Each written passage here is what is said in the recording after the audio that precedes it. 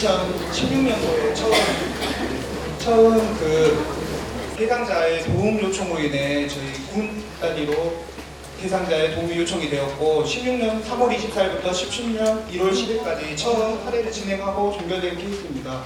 그러나 18년 4월에 다시 김아빠 스스로 도움을 요청하여 저희가 개입을 하게 되었고 첫 개입 이후 19년 3월에 다시 한번 종결이 되지 않은 상태에서도 대상자분의 자해 행동으로 인하여 저희가 개입을 하게 되었습니다. 사례 개요는 가구주를 제외한 모든 가족 구성원들이 어렵고 힘든 상황을 회피수단으로 자해를 선택을 합니다.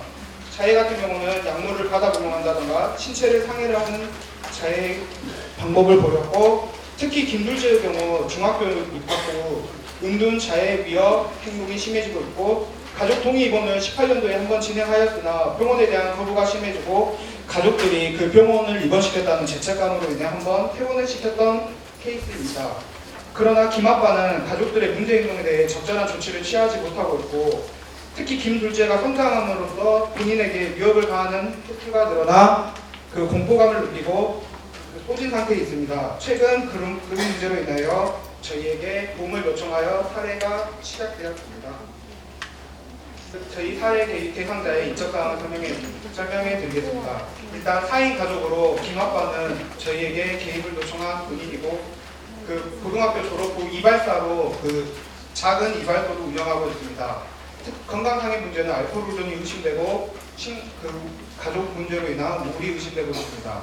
그리고 윤 엄마 같은 경우는 저희 정신건강복지센터에서 사례 관리를 받고 있는 대상자로 우울증과 당뇨, 천식 그리고 최근 18년도에 지적장애 상급을 받았습니다. 그리고 김 첫째는 지금 고등학교 재학 중이고 우울증과 자해 행동으로 인해서 지금 정신과 치료를 받은 후 약물을 복용 중이고 특히 저희가 집중적으로 탈의 대상을 했던 김둘재 같은 경우는 중학생이고 태어났을 때부터 심실 중격 결손으로 태어났고 그로 인해서 행동 등이 느리고 좀 격렬한 행동 등을 못하고 그로 인해 아이들에게 따돌림을 당하는 모습이 보였고 특히 조현병이 그로 인해서 병원에 입원했을 때 조현병이 의심을 받았고 지적장애 상급을 어머니가 받을 때 같이 함께 받게 되었습니다. 가계도에 대해서 간략히 설명드리겠습니다. 일단 4인 가족으로서 아버지와 어머니의 사이에는 서로 약간 적대적이고 불신, 서로 믿지 못하는 모습이 보이고 있고 김둘재 같은 경우는 어머니와는 그래도 원만한 관계를 유지하고 있으나 아버지와는 잦은 트러블로 인해 적대적인 감정을 보유하고 있습니다. 또 어머니도 아버지와 불신의 관계고 특히 이 집안 같은 경우는 지지체계가 많이 무너져 있는 상태로 서로 가족들이 어머니를 제외하거나 아버지와 자식들은 서로 불신을 하고 있고 말다툼 등의 적대적인 모습과 증오, 특히 아들이 병원 입원했던 그 건으로 인하여 아버지에게 공격적이고 폭언 욕설 등을 일삼는 등한 행동을 보이고 있습니다. 가족력에 대해 설명하겠습니다. 일단 윤엄마와 김아빠는 연애를 하지 않고 양가 부모님의 소개로 어른들의 소개로 만나서 바로 결혼한 케이스고 윤엄마 같은 경우는 학교 다닐 때 왕따 경험이 있습니다. 그래서 그 상황을 버티지 못하고 고등학교 졸업 전에 자퇴를 하였고 김아빠는 고등학교 때 울산 다른 지역에 있는 이발소에서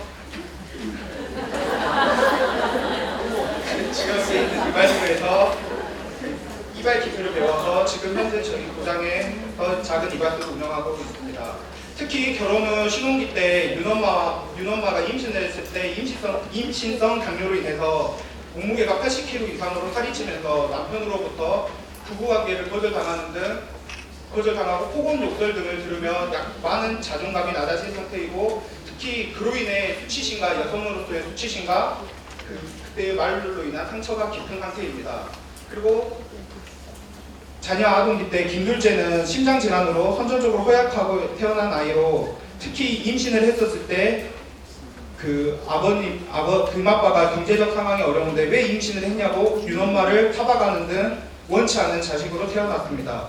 발달 정도가 늦었고 그로 인해 초등학교 때부터 따돌림을 당했고 그 지역 특성상 한 지역 학교에서 계속 같은 학교로 올라가다 보니 따돌림이 계속 성장을 할 때도 계속 지속되는 문제가 있었습니다.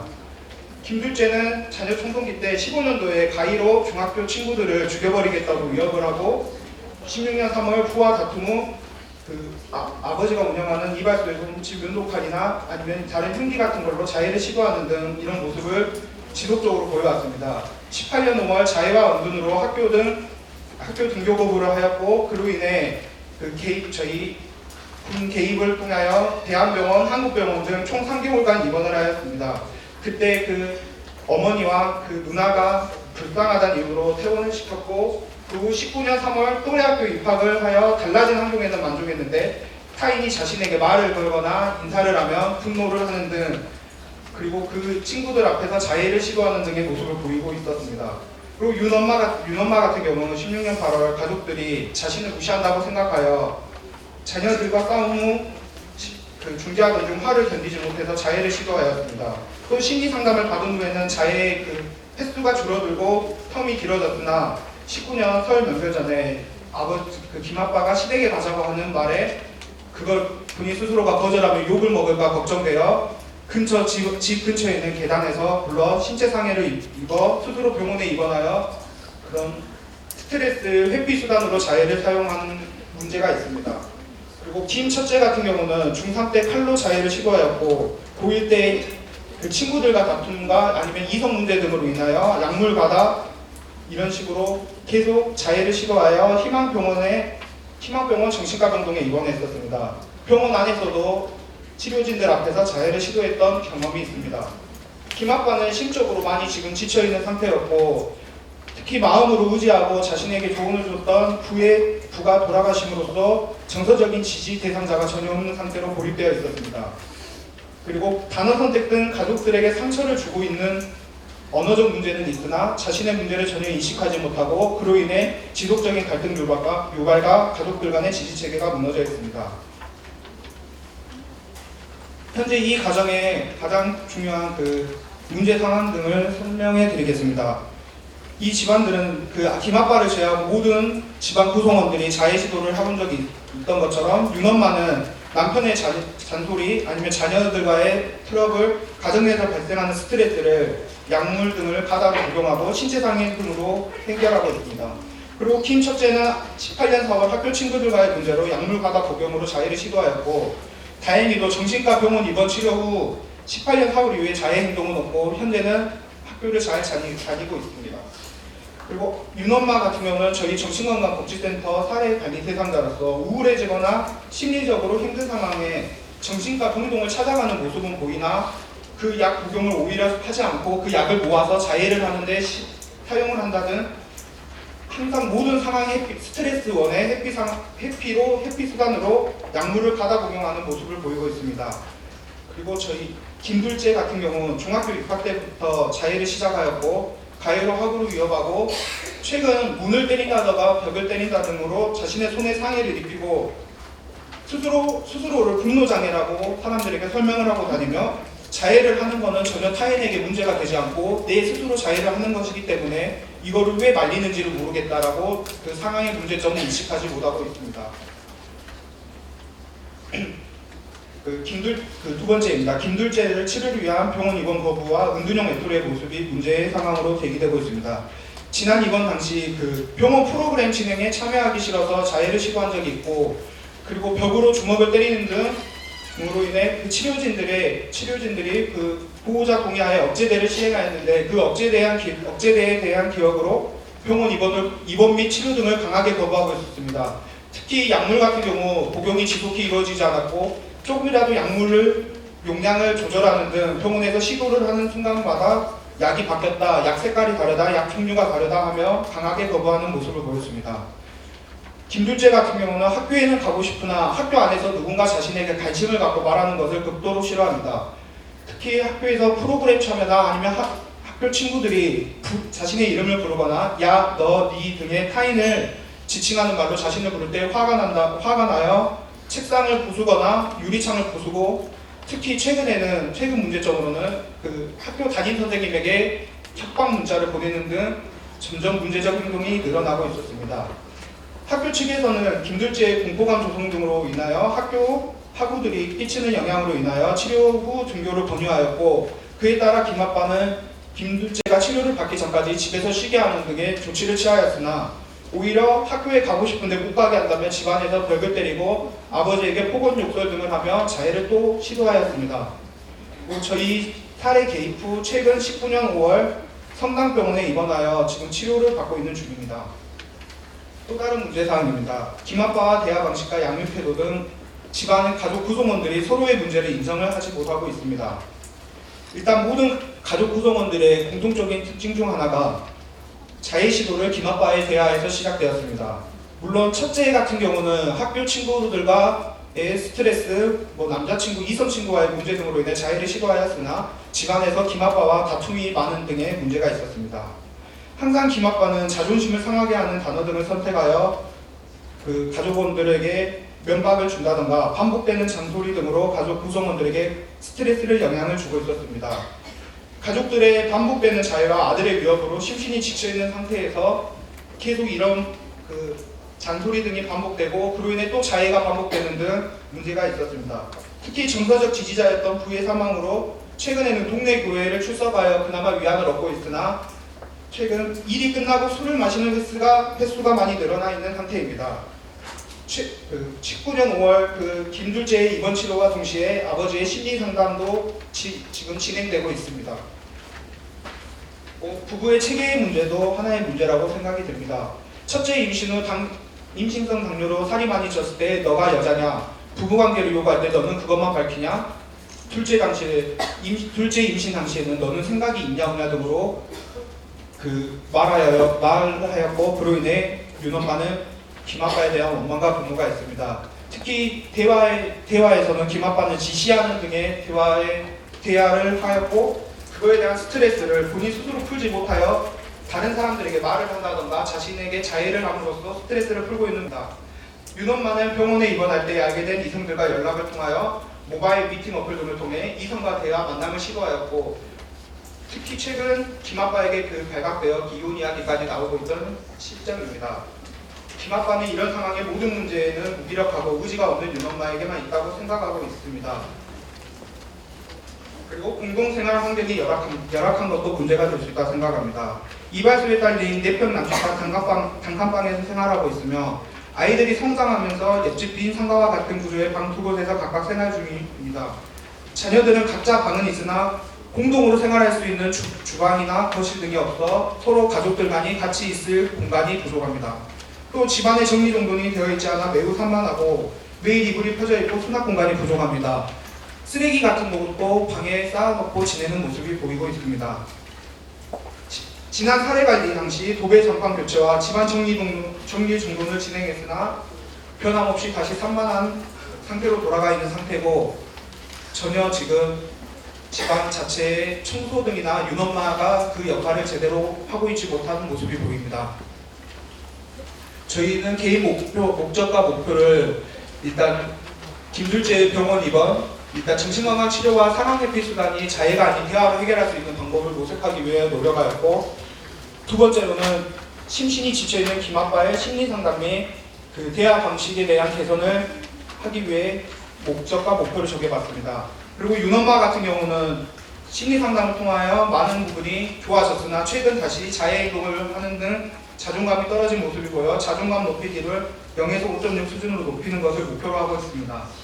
그리고 가장 최근 자녀들과 대화가 부족한 것을 좀 도움을 하기 위해 공동생활이 가능하고 안정감 있는 주거 환경을 만들 수 있도록 도움을 드리려고 하고 있습니다. 저희는 서비스 제공 현황입니다. 김둘재 병원 입원 같은 경우는 18년 5월과 18년 9월에 솔루션 A를 통해 경찰, 소방서, 응급센터의 도움으로 가족들 동의하에 입원을 진행하였고, 그러나 처음 입원을 진행했던 병원에는 청소년을 위한 프로그램이 없다며 한국병원으로 전원하여 2개월 동안 입원 치료를 받았습니다. 그러나 그때도 병원 생활 중에 지속적으로 반복되는 자해 행동과 그로 인한 약물 사용, 억제제 사용 등의 스트레스를 받았고, 가족들에게 특히 김아빠에게 그때 당시 전화를 통하여 자신을 빼놓지 않으면 다 나가서 죽여버리겠다 등 협박을 했던 것으로 알고 있습니다. 그리고 그때 당시 윤엄마와 누나의 불당하다는 이유로 김아빠는 결국 가족 동의 후 퇴원을 시키게 됩니다. 퇴원 후 일정 기간 동안은 잘 지내다가 은둔 생활을 다시 시작하였고, 새로 전학한 또래 학교에서 면도칼을 가지고 그 학생들이 있는 교실에서 손을 긋는 등의 2번의 자해행동을 반복하였고, 책상을 발로 차는 등 그런 학교의 폭력적인 분위기 조성을 수시로 하였습니다. 그리고 학교 생활 중 전혀 학교 생활에 참여하지 않고 화장실 등을 배회하는 등 목적 없는 배회 등이 보이는 모습을 보였습니다. 최근 가족들이 자해소동과 학교 생활의 문제로 인해 치료가 필요하다고 느끼고 저희 2차 솔루션 회의를 통하여 병원 입원이 진행되었고, 지금 성당병원에서 치료를 받고 있는 중입니다. 그리고 또 윤엄마의 우울치료입니다. 자존감을 높이기 위해 16년도 정신보건센터와 연계해서 복지병원 정신과 연계를 했으나 정신과 병동에 대한 거부와 치료로 상담을 미루게 되었습니다. 그리고 16년 10월 사설 심리치료센터와 연계하여 5회기 상담이 진행이 완료되었고, 그 후 자해행동이 줄어드는 등 긍정적인 모습을 보였으나 최근 다시 한번 자해행동이 반복되어 지금 정신건강복지센터 사례 개입 예정입니다. 그리고 19년 5월 장애인 종합복지관을 이용하기 시작하였고, 본인이 김아빠와 있는 시간보다 이런 밖에서 다른 사람들과 수다를 떠는 모습으로 인해 스트레스가 풀린다고 말하고 있습니다. 주거환경 개선입니다. 16년도 5월 자원봉사단체와 연계하여 도배장판 교체, 집안청소, 싱크대 교체 등 주거환경 개선을 진행하였습니다. 그리고 18년도 그 집 구조상의 문제가 심각하여 사랑의 직집기 사업 대상자로 선정이 되었고, 본인 소유의 땅이 선정이 되었으나 본인 땅이 없어서 무산되었습니다. 김아빠의 어머니가 도움을 주기로 했으나 서류 준비 등이 복잡하다며 사업을 포기하게 되었습니다.